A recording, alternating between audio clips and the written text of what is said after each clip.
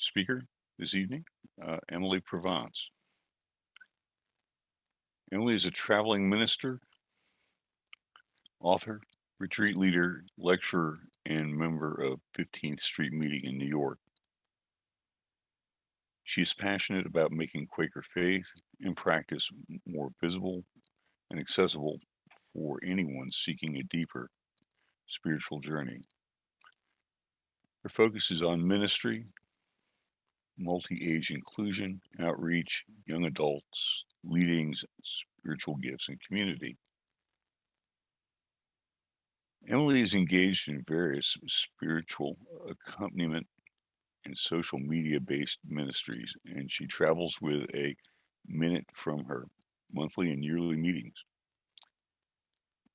On her blog, Turning, Holy Experiments Among Friends, she explores an outreach model for Quaker meetings that is geared towards the experience of seekers. Emily has served in various capacities in New York Yearly Meeting, including young adult, field secretary, youth program, and more.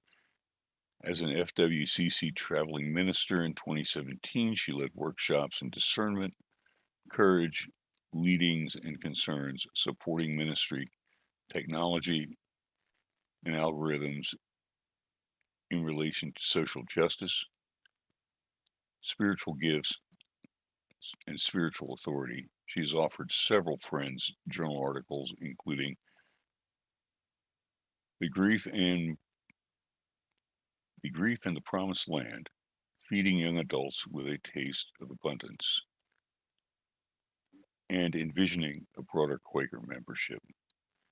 I'd like to convey the thanks of Yearly Meeting, and in particular from the Gathering Committee. I've heard real thanks for her leading to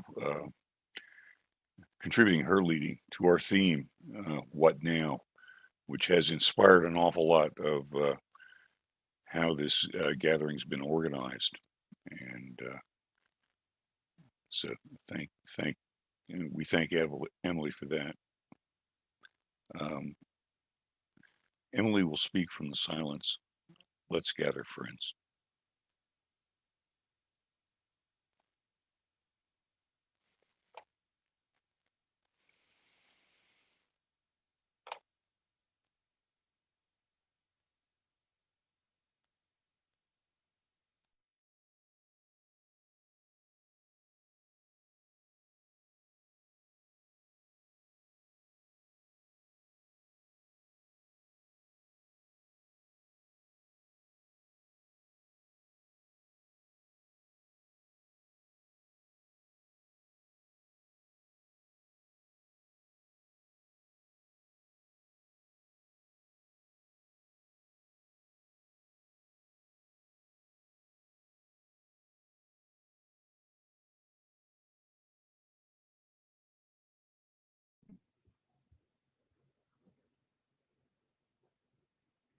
Friends, it's really good to see you again. I want to start by thinking back to March of 2020. March 9th, specifically of 2020, was a Saturday. And I remember that it was warm in Richmond, Indiana. We were walking from one building to another without our coats. And we were finishing a multi-day board meeting of FUM, Friends United Meeting. And on that very last day, everybody else was going home, and I was going to stick around for another couple of weeks. So we crowded together at lunch, saying goodbye. And I remember sitting by the table closest to the door, and I was eating a dry sandwich and a really good chocolate chip cookie and having lemonade to drink. And I remember leaning across the table to hear people better. As each person left, we were waving and we were saying goodbye, see you in Kenya this summer. Several of these people are personal friends of mine, so I went out into the parking lot and we had a last hug. And of course, I didn't realize it was a last hug for quite a while. I think I would not have let go as quickly as I did if I had known that.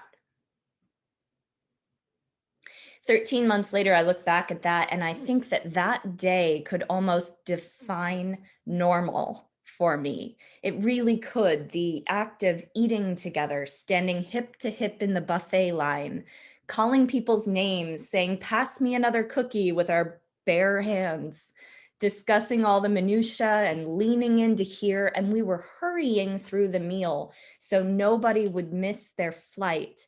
We were hugging, we were assuming that we would keep traveling, we were assuming we would just about see each other again.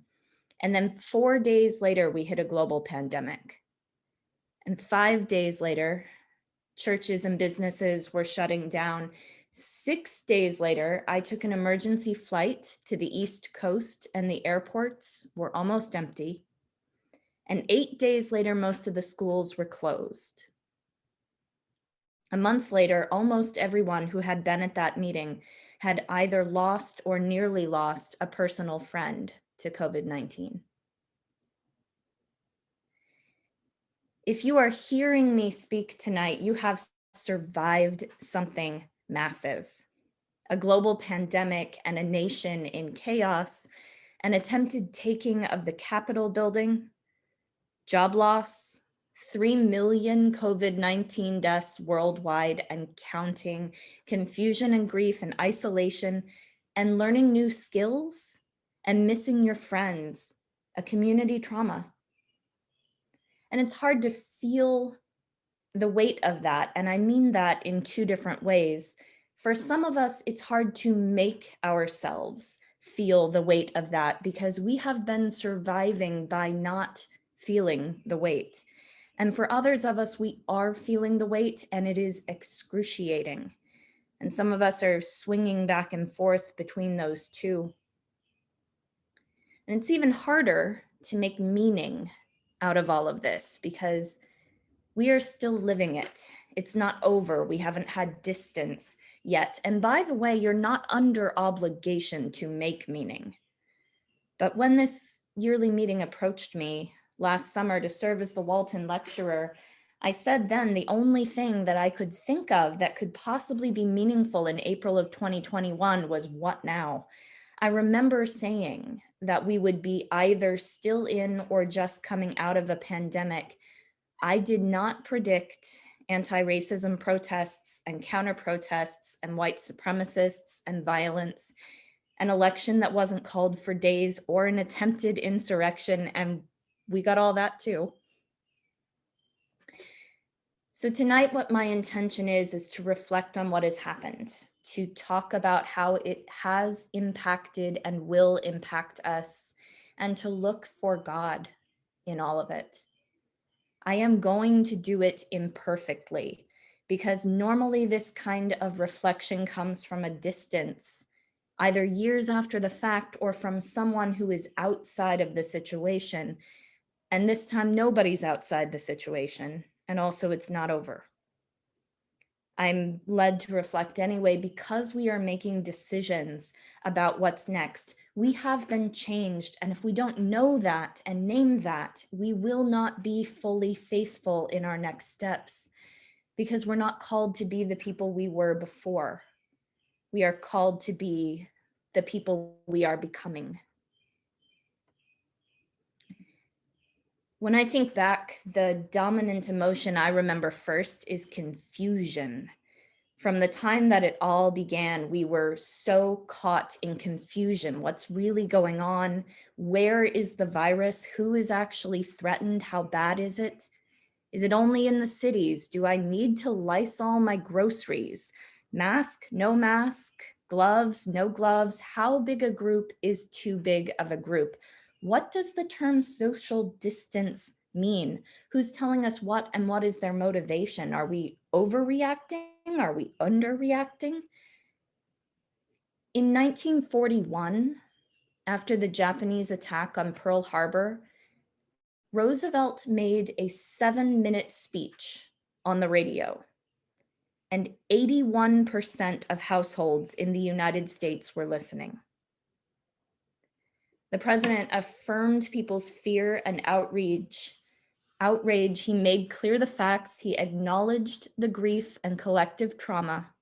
and he offered assurance of eventual victory and a return to safety. And then he stopped talking, and the people were left with a unified understanding of events, including two things: there is a genuine danger, and their leader had a plan. But if Roosevelt had been president last year, he'd have had a very different communication challenge, because today, 81% of households don't listen to anything at the same time, including the season finale of reality TV. Think about Roosevelt's radio address like a mirror reflecting the state of the world to the people. The image in that mirror might have been accurate or it might have been distorted, but we only had one mirror, one story to listen to. And at some point since then, somebody shattered the mirror. And like the shards of a shattered mirror, every source of information reflects the world differently. Every news channel, radio channel, politician, newspaper, magazine, blog, and YouTuber is telling a different story. So we are reacting not to a single version of events, but 1,000 different ones. And even if we could count on every human to react reasonably to the situation they perceive, which would be no small thing, we still would not react in a unified way because we don't have agreement on what's going on. And nobody listens to a 7-minute speech and then turns the radio off. We are hooked into a 24-hour machine.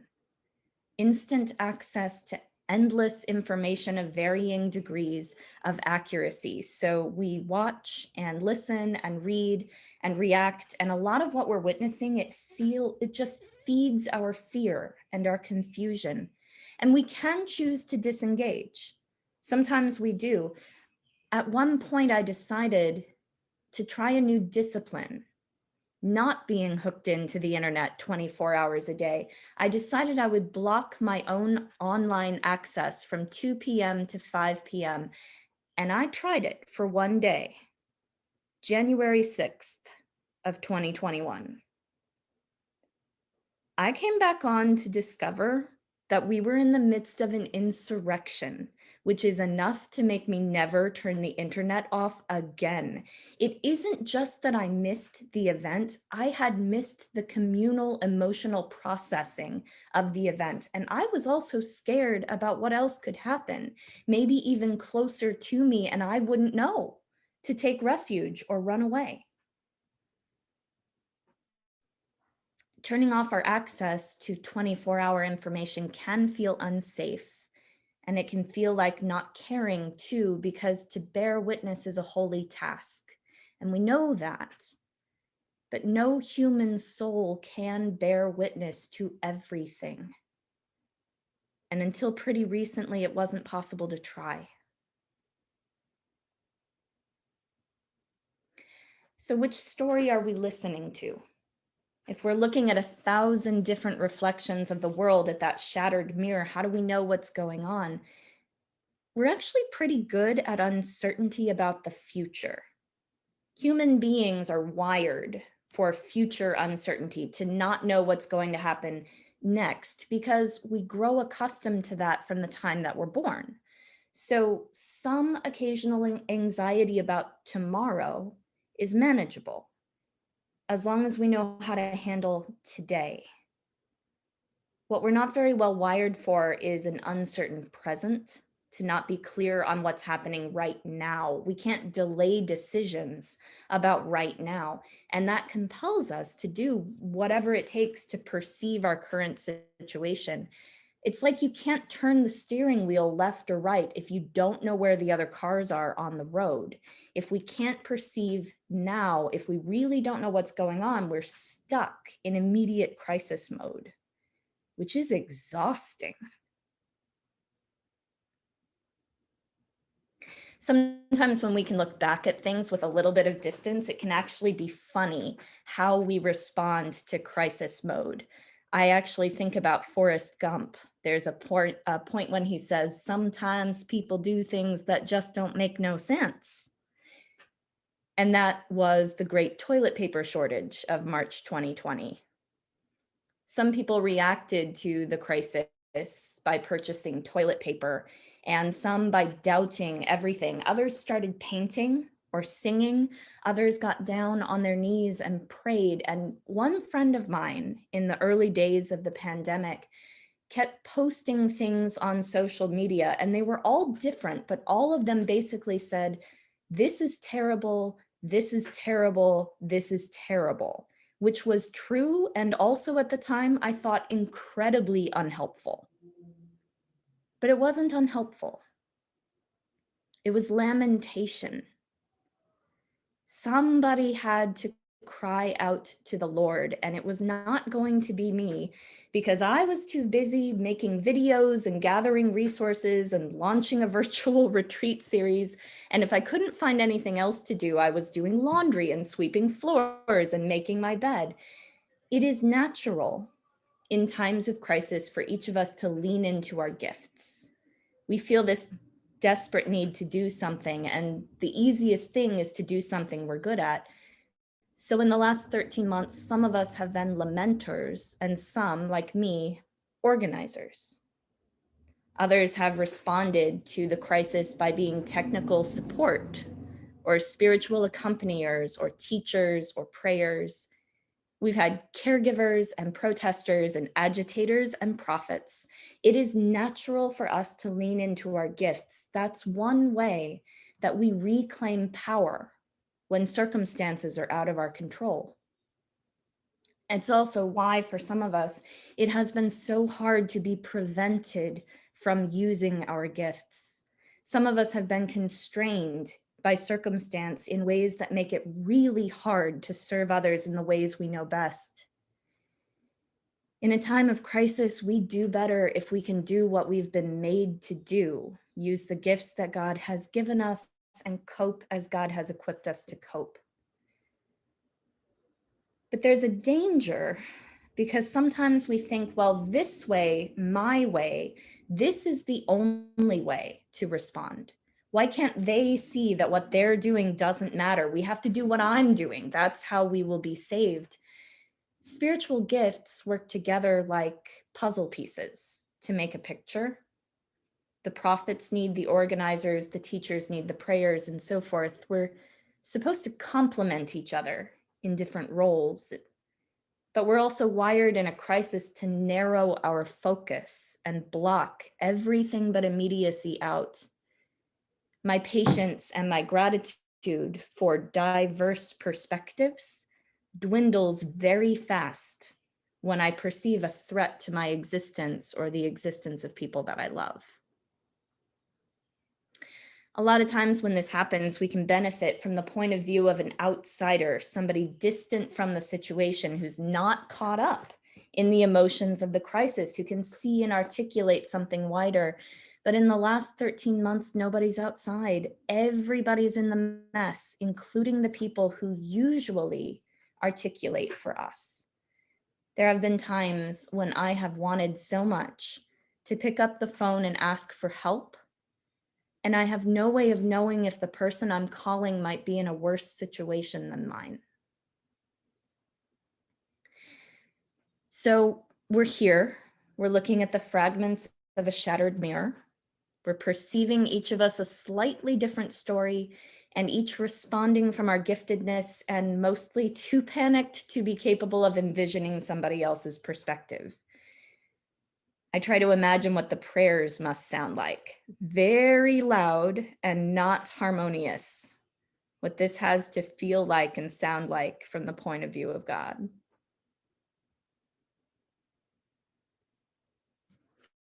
One time on the phone years ago, my mom asked me, "Why do you not fear terrorism living in New York City? Why don't you worry about this?"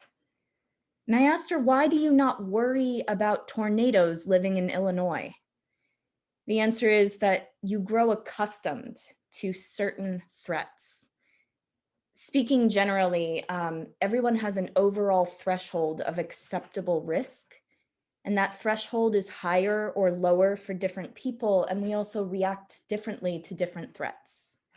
There are some that we assume are part of our existence, and others come out of nowhere and take us by surprise, which is why my mom finds terrorism so much scarier than tornadoes, even though mathematically a tornado is more threatening.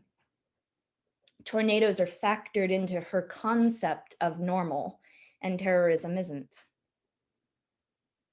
Many people who live in the United States, and most of us who are present today, don't usually worry about access to food and water and shelter. In fact, we have the whole two bottom rungs of Maslow's hierarchy of needs. You remember that from high school? Abraham Maslow said that human needs can be sorted into 5 levels, that it's like a pyramid and you have to meet the needs on one level before you can move up and worry about the next. And at the bottom, he puts food, water, warmth, and rest. Above that, safety. Above that, love. And above that, prestige and esteem and being our best selves, achieving our full potential. I think that one reason why so many people bought so much toilet paper was because we were experiencing a threat to our basic needs. Many people in this country do not assume that our access to food or water or rest will be threatened. We factor in a certain amount of injury risk from something like a car accident, but for the most part, we're not prepared for this kind of uncertainty. It's not factored into our concept of normal. So when the pandemic started, those of us who are not accustomed to feeling unsafe were scared about our safety and at the same time shocked to be scared about our safety. And people who don't usually worry about basic necessities also don't form communities that share things like basic necessities. Our ancestors lived in communal settings, multiple generations.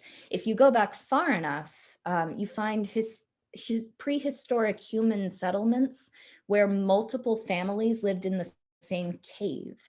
And in that kind of setting, resources are often shared. There's no real danger that one family will be fed and another family not. But for us, living in individual homes, individual family units, in some cases totally alone, we're accustomed to meeting our own basic needs. So if I suddenly have a genuine reason to believe that New York City might run out of pasta, I feel the need to go and buy 6 boxes of pasta. I'm not used to my access to food being threatened. I'm not in the habit of relying on community sharing, and my drive to survive kicks in. So after that first set of grocery runs, we run into Maslow's second tier, which is security, safety. That's including the drive to be safe from the virus. And to achieve that, there are 3 basic workable strategies.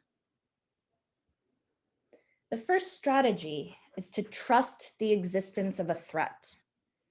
If we do that, we take actions to mitigate the threat. We stay inside. We wear a mask. We keep our distance from people, wash our hands, work remotely, close the schools. This is also where some of the confusion comes from, because in March of 2020, we were not getting clear messaging about what was and wasn't safe. The truth was nobody knew. But people following this strategy will do whatever is necessary to prevent exposure to the virus. That's the pathway they can see to be safe. The second strategy is to deny the existence of a threat. Psychologically, this works every bit as well as the first strategy. I need to feel safe. I feel safe if there is no threat, so I decide to believe that there is no threat. And if I genuinely believe this, I've met my need for safety. It's possible that eventually actual illness will break through my denial, but the human brain has an amazing capacity for convincing itself of things that are not true. The third strategy is kind of a middle way. There is a threat, but it's not all that bad. So I take a few precautions, but I don't take all of them, and I compensate by believing that the virus isn't really in my area or my friends don't have it. Most people survive. This strategy works because I genuinely believe I'm taking an appropriately moderate response to a moderate threat. Actual measurable reality, when we look at scientific studies and statistical observation, tells us COVID-19 is a severe and unpredictable disease, and it can only be stopped by taking specific widespread public health measures. So if safety really is such a fundamental drive, why would some people choose a denial strategy? I think it's because safety is not only about our physical bodies. We also have a drive for mental safety. And mental safety is rooted in identity. I feel safe only when I know who I am, only when my sense of identity is not threatened. I'll give you a couple examples of what I mean. One of the ways that we achieve a sense of identity is by community memberships. For example, I'm a former Girl Scout. Technically, I am part of a community of many millions of former Girl Scouts. But this does not give me very much sense of identity. Oh, I saw somebody wave. There's another one. This is a true fact about me, but it doesn't feel important. So I don't have any particular drive to act like other former Girl Scouts. And if somebody told me I was a bad former Girl Scout, I'm not going to experience that as a threat. If somebody said to me, I don't like former Girl Scouts, my internal reaction would be like puzzled, kind of. But I'm also a New Yorker. I'm part of a community of 8 million people who live in New York City, and this is hugely important to me. It gives me a lot of sense of identity. And for that reason, I want to act like New Yorkers. I move fast, I value diversity, I do not waste time on social graces in the checkout line, and on an escalator, I will be walking on the left and standing on the right. Thank you. If somebody told me that I was a bad New Yorker, or if somebody said to me, I don't like New Yorkers, I would experience that as a threat. That would really make me angry. This is not logical, but that is irrelevant. So if your political party or your profession or your neighborhood or your church is a significant source of your identity, and if members of that community are using the denial strategy to cope with the pandemic threat, you are very likely to choose that too, because the safety of your sense of identity is as fundamentally important as your physical safety. And then once you've made the choice, you're caught in cognitive dissonance. Cognitive dissonance is the feeling that we experience when our previous decision doesn't line up with what was, in retrospect, actually the right idea. It's that feeling that we have chosen wrongly or inconsistently with our own ideals. It is so disturbing that it tends to actually wake us up in the middle of the night. And so humans have a way, a safety valve, that keeps us from experiencing too much cognitive dissonance. The moment we make a decision, any decision, we start seeking confirmation that our decision was right. Our brain actively registers new information that supports the decision, and it ignores or rejects information that doesn't support it. We don't do this consciously, but we all do it. In fact, it's really hard not to do it, even if we're trying. So if you've decided that the virus isn't a threat and you've acted accordingly, your brain is invested in confirming that decision for you, and the fractured mirror phenomenon of information sources only makes that easier. Listen to the ones that offer confirmation and turn the others off. I'm going to come back to this, but first I want to go back to the story of those who chose strategy 1, act to keep ourselves safe from a genuine threat. It's worth noting, by the way, that most of us gain sense of identity from communities that also made that choice, which reinforced our decision. We're not immune from the phenomenon of identity safety. But once we decided to avoid the virus, what happened next for us?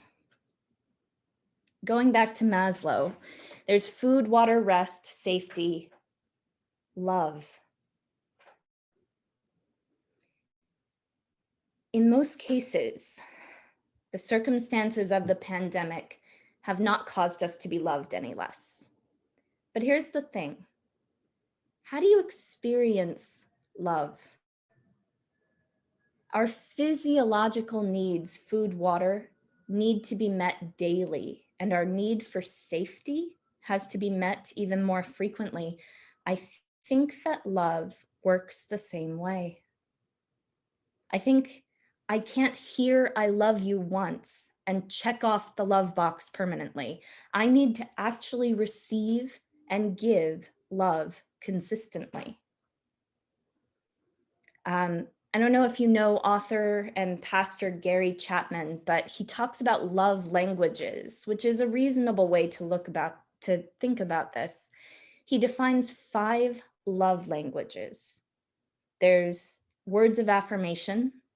I love you. I'm really glad I know you. Quality time, playing baseball together. Physical touch, hugs and kisses. Acts of service, mowing somebody's lawn. And gifts, box of chocolates. Most of us are drawn most naturally to 1 or 2 of those things. How accessible are they to people who are self-isolating in order to achieve safety? Acts of service, sort of still accessible. Nobody outside of my household can wash my dishes for me, but they could offer to share my event on social media or rake my leaves or take minutes during the online meeting. Words of affirmation can also sort of still get through. Somebody can write me an email or call me or Zoom me and say, I love you, or I appreciate your sense of humor. But these things have to be planned. It doesn't happen in the middle of a potluck spontaneously. We can still give each other gifts through the mail or dropping something off at a doorstep, but most of the time the gift giver doesn't witness the pleasure of the receiver in real time, and that makes a difference. Quality time suddenly has to be scheduled, and we're limited in how we can do it. It requires either a remote connection of some kind or else a visit outside. And physical touch is just out if you don't share a household with someone. Most people I know who live alone, including me, have not had a hug or a handshake in over a year. I think that we're probably loved, all of us, as much as we were 13 months ago, and we know that intellectually, we know that, but we're not getting the opportunity to experience it.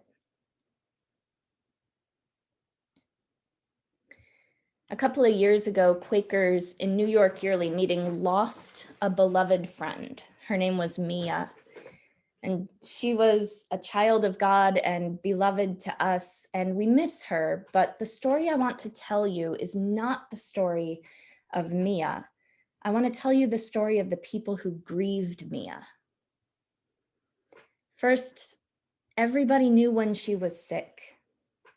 We wrote her messages, we called her, we texted her, we visited.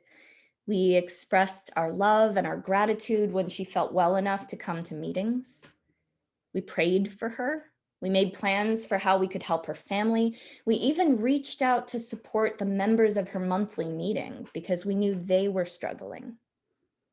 And when Mia entered hospice, everybody knew. And when she died, the monthly meetings announced it at their next gatherings for worship. Her local meeting held a memorial meeting, and Powell House Retreat Center held a simultaneous memorial because so many people loved Mia that we couldn't all fit in the same building. And then her non-Quaker community, the people that she sang in choirs with, they held another memorial at another time, this one all music. And months later, we had one more memorial meeting at the end of a yearly meeting gathering. In other words, we took our time to grieve Mia before and after she died. The fullness of our grieving process accurately reflected the fullness of our love for her, which has not been my experience during COVID. It never occurred to me before to be grateful for opportunities to grieve. New York Yearly Meeting has lost friends. Every yearly meeting has lost friends. But we haven't had the same kinds of chances to grieve. We didn't get to reach out. We didn't prepare, and afterwards we couldn't physically gather. We couldn't bring potato salad for the family.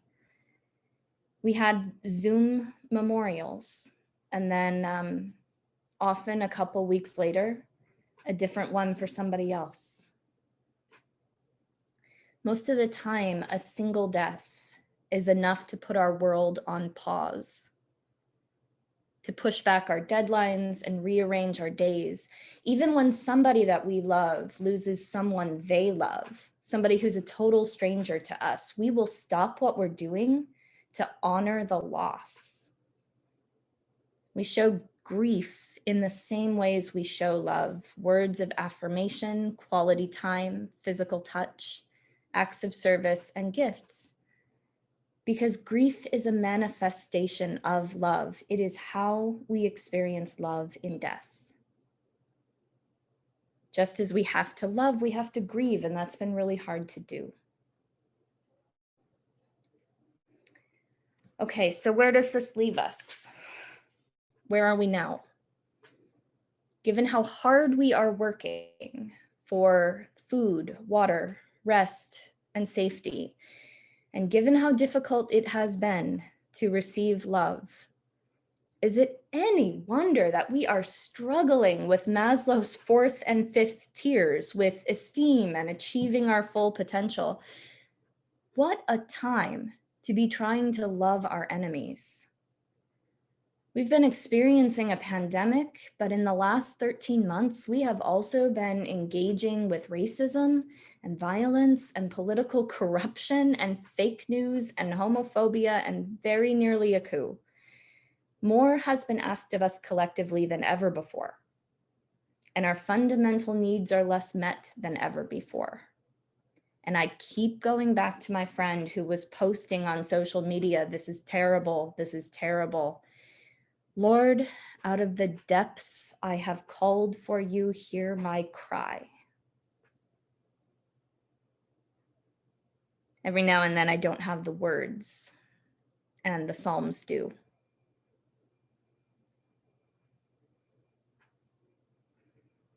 What now?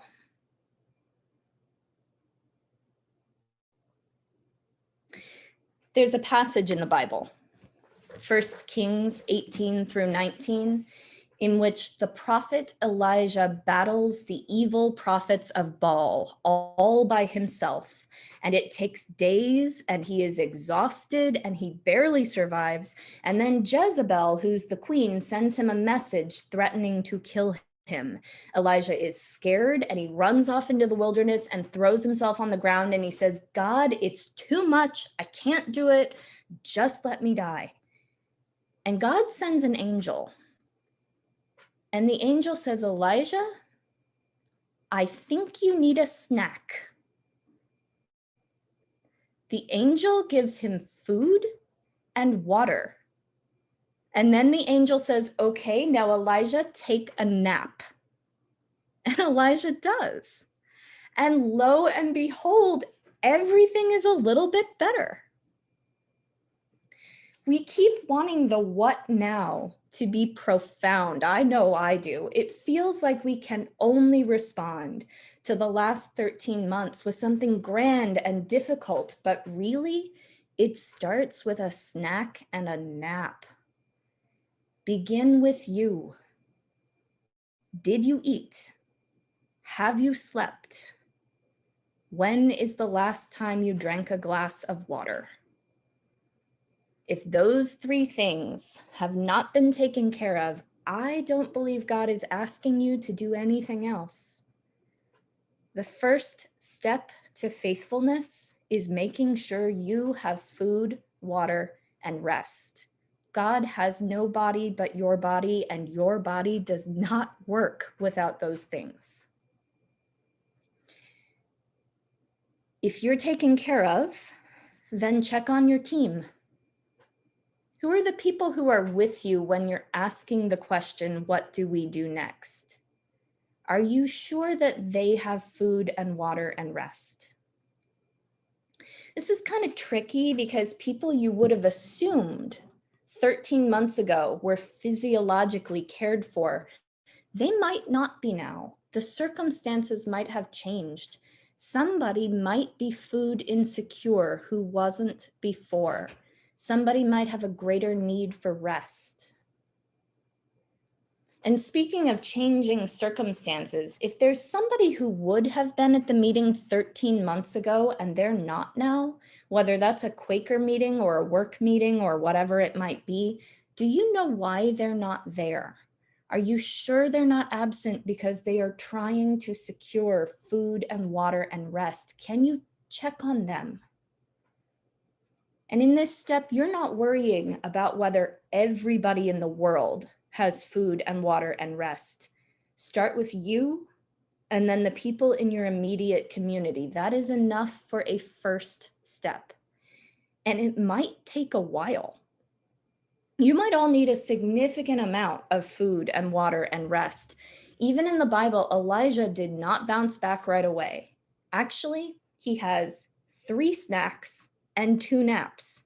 It goes snack, nap, snack, nap, snack, and then he's ready to go on.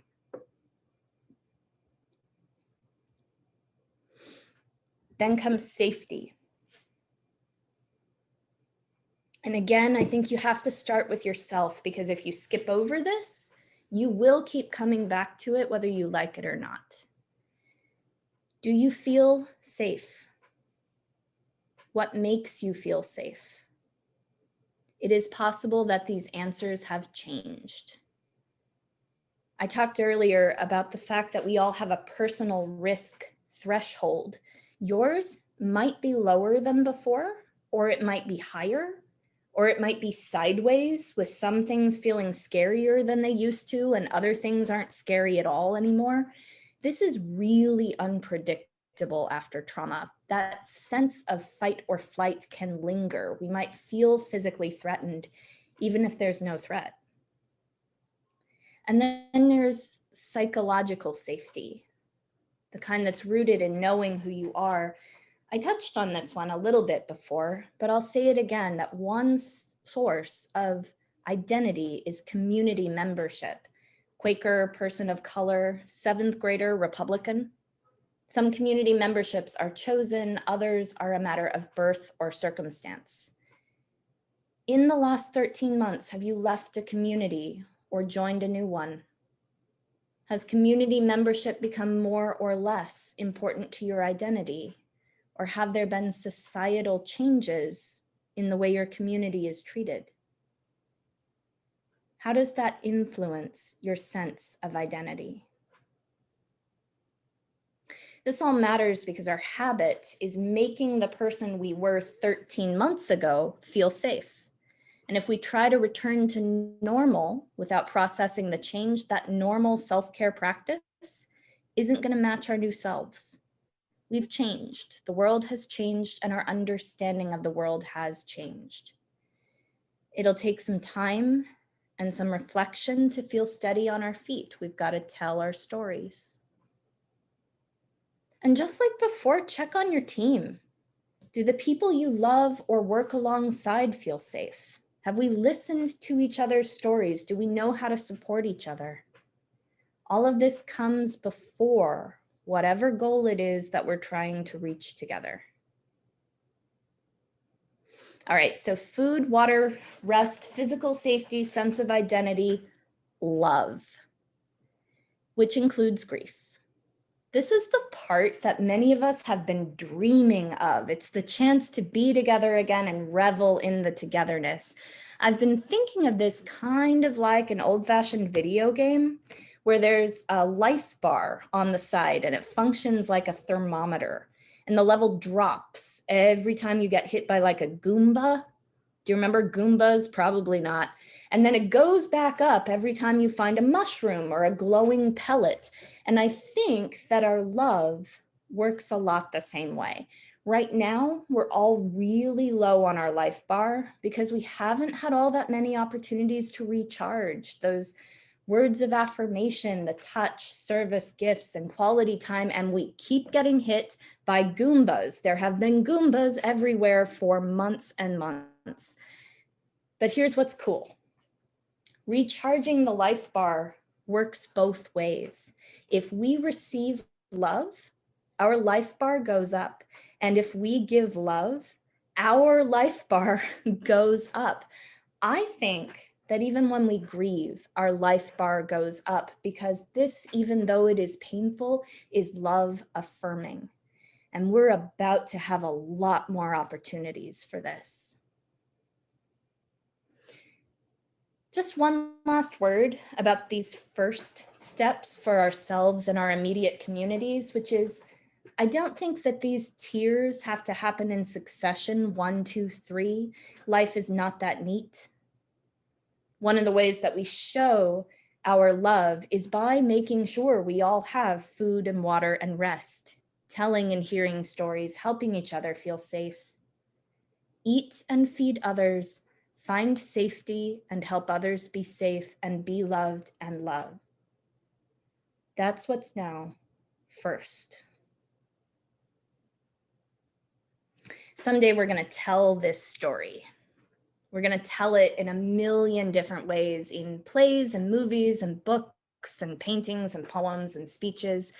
And about 15 years from now, you might be in a room and realize the person you're talking to has no firsthand memory of 2020, but they'll know the story. And the story that they have heard is going to be a lot tidier than what I've just said to you, because that's how making meaning works. The farther we get away from something, the easier it is to make it neat, which is good because it's not helpful to hand a big ball of mess to the next generation. Learning to tell the story is part of finding the wisdom that we have been lacking. Like, what do we do about all the really big problems that we have not solved? I really do believe that food, water, rest, safety, and love are the priorities, because if they're not, nothing else gets done. But also racism, violence, political corruption, fake news, homophobia, the real possibility of another coup, earth care, hunger, and.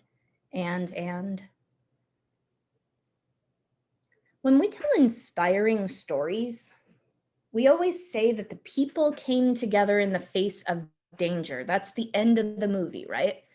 In the beginning, it's every person for themselves and mass confusion, and the monster, literal or figurative, can kill because the people are all separated, all out for themselves. But eventually somebody says, hey, let's get together, and there's this small group of newly allied heroes who vanquish the monster, because that is how movies end. I don't think a small group of intrepid heroes is enough this time. Our monsters are world-size monsters. Humans cannot do this by ourselves, relying on ourselves. We will need each other, and we will need God. Remember what Jesus said? I was hungry and you gave me food. I was thirsty and you gave me drink. I was sick and you visited me. I was in prison and you came to me. As you did it to one of the least of these, my brothers, you did it to me. It sounds like Jesus was on the same page as Maslow. When the people asked what they should do to be righteous, he told them to give others food, water, and company. And by the way, this isn't a revelation. We've known for a very long time that we need to end hunger and ensure access to clean water. But in my daily life, even in my finest moments, I don't have the ability to make that happen on a global scale. That is not what now, it's what we're working toward. But to get there, we have to first have billions of individual interactions, little encounters, moments when we cross paths with another human. When we enter a difficult conversation with someone, or if a person behaves in a way we know to be harmful, does it ever occur to us to make sure that they are not hungry, thirsty, or tired? I know that I'm not capable of being my best self if my physiological needs are not met. So surely the same is true for whomever I'm talking to. This is one reason social media interactions often go so wrong, because you can't know if your conversational partner is hangry. And then supposing the physiological needs are met, are we safe? Starting with physically safe. Remembering there's no such thing as completely safe, are we each functioning under our individual threshold of acceptable risk? When we're entering a difficult conversation, if one or both partners feels unsafe, it is hard to engage with anything beyond the drive to achieve physical safety. And it's worth noting, some of us are genuinely less physically safe than others, even when we're faced with the same environment. Children are often less safe than adults. Men are often safer than people who are not men. People of color are often less safe than people who are white. When we're in a position of relative privilege, we might feel quite safe and feel tempted to tell the other person that they are too. But telling someone who feels unsafe that they shouldn't feel unsafe almost never works. The message that comes across is, you are both unsafe and disbelieved. If we're trying to have a high-level conversation with a person who feels unsafe, we have to either address the safety concern, or if that's not possible, have that conversation another time. We also have to talk about psychological safety, that identity piece, which is a little bit different story. Some of you might have been wondering why I'm including sense of identity in my definition of safety. That's not a universally assumed idea. For me, it makes sense, and I root it in a sociological theory about identity and extremism.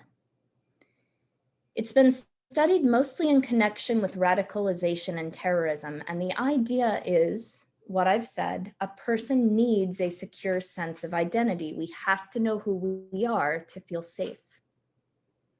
So the connection between identity and extremism, like I've said, community membership lends us a sense of identity, but not every community provides the same degree of sense of identity.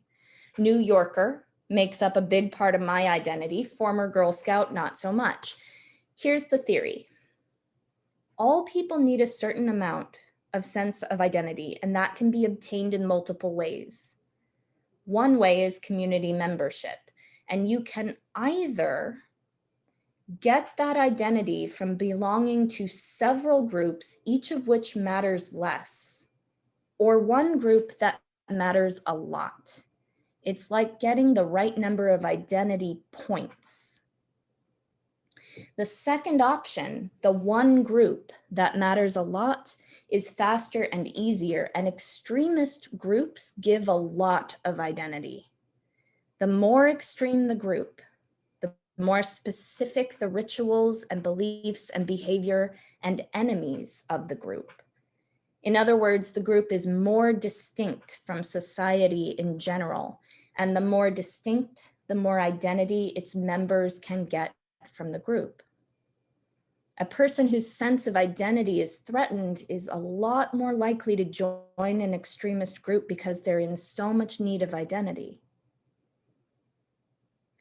There is not a clear line between extremist and not extremist groups. Many groups have extremist tendencies. The far right is an example of this, and so is the far left. Extremist does not mean fundamentally evil. It means having strict and specific rituals, beliefs, behaviors, and enemies, and by that definition, both right and left qualify. If you're part of a community and you're wondering how extreme it might be, try imagining what would happen if you noticeably violated the community's rituals, beliefs, behavior, or definition of enemies. The stronger the community reaction would be, the more extreme that group is likely to be. Extremism by its very nature undermines compromise and any attempt for mutual understanding, because being a distinct us requires a distinct them, which makes it psychologically unsafe to venture out into the middle, to say, I'm in agreement with some things our group says and some things that other group says.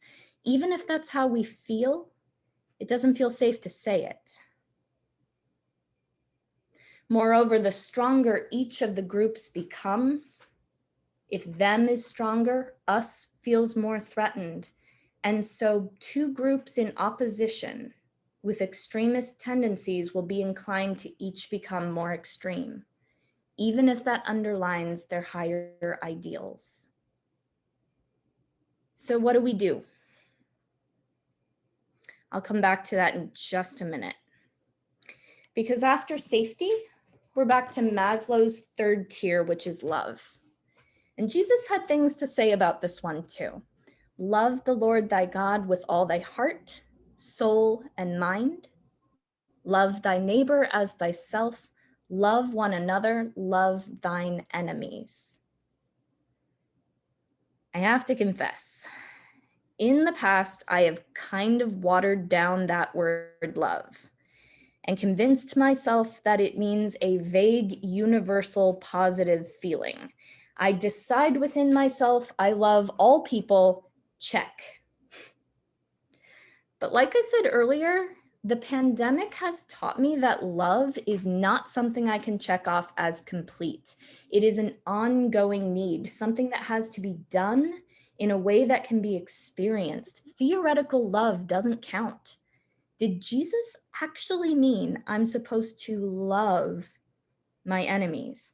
Like, give them words of affirmation, spend time with them, touch them, serve them, give them gifts? Can I take this commandment that literally? Maybe this commandment is not about an internal virtue test. Maybe it's not about defeating our baser instincts. Maybe we're supposed to love our enemies because it works.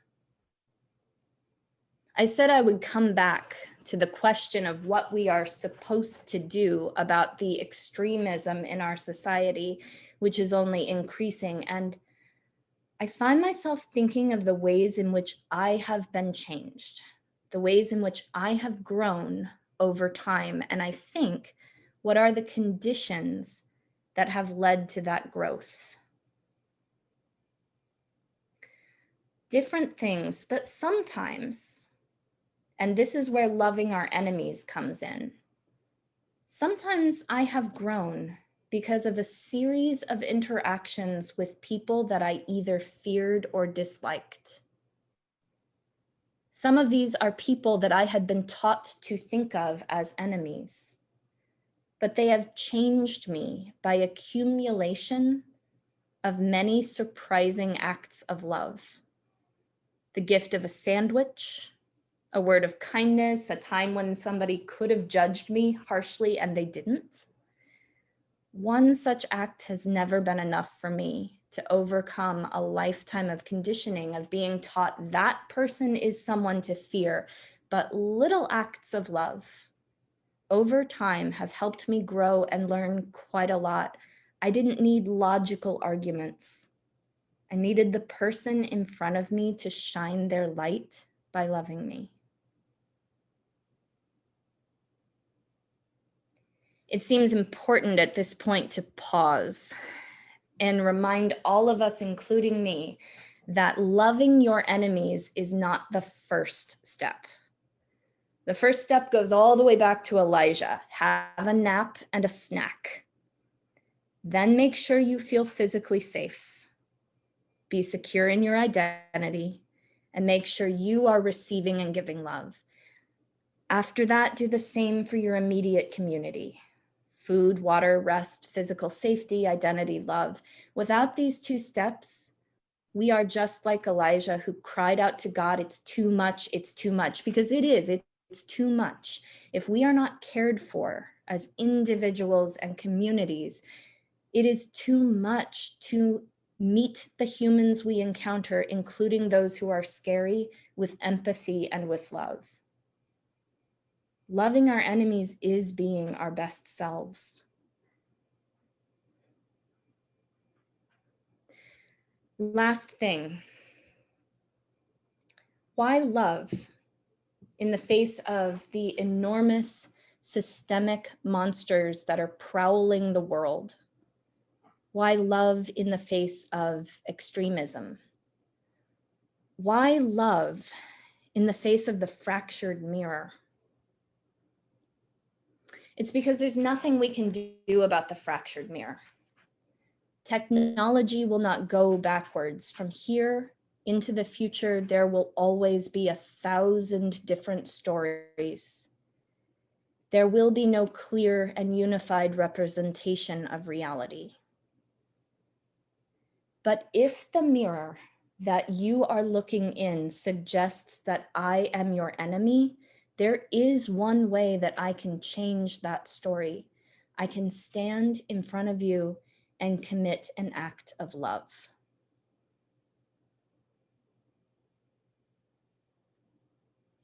Thank you, friends.